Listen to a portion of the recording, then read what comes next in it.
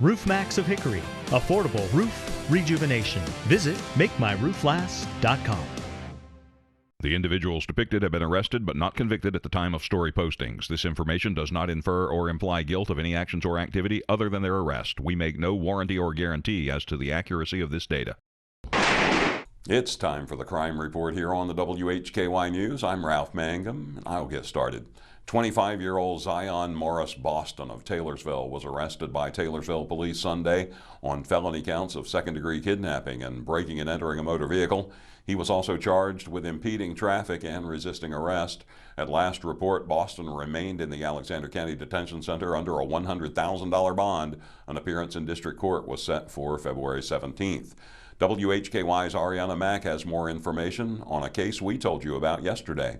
More details have been released regarding an assault arrest reported by Hickory Police. As WHKY previously reported, 29-year-old Megan Gail Shook of Swinging Bridge Road in Conover was arrested Sunday and charged with 2 counts of assault with a deadly weapon with intent to kill, inflicting serious injury. The Hickory Police Department responded to reports of a shooting at the Waffle House at 1245 Highway 321 Northwest at approximately 2:50 a.m. Sunday. They found a 35-year-old Hickory woman suffering from a non-life-threatening gunshot wound. The woman was transported to a local hospital from the scene. Investigators determined that the woman was in an altercation with Megan Gail Shook and other individuals in the parking lot of the business when she was shot. Shook left the scene prior to officers' arrival and was found a short time later by the Alexander County Sheriff's Office. She was being held in the Catawba County Detention Facility under $50,000 bond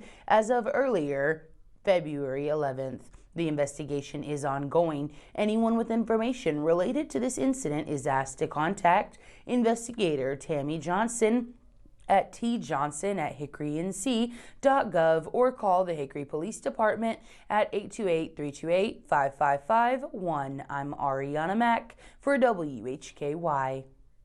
Thank you, Arianna. According to Alexander County Sheriff Chad Pennell, Hickory Police had issued a be on the lookout for a silver Ford Explorer possibly involved in that shooting incident.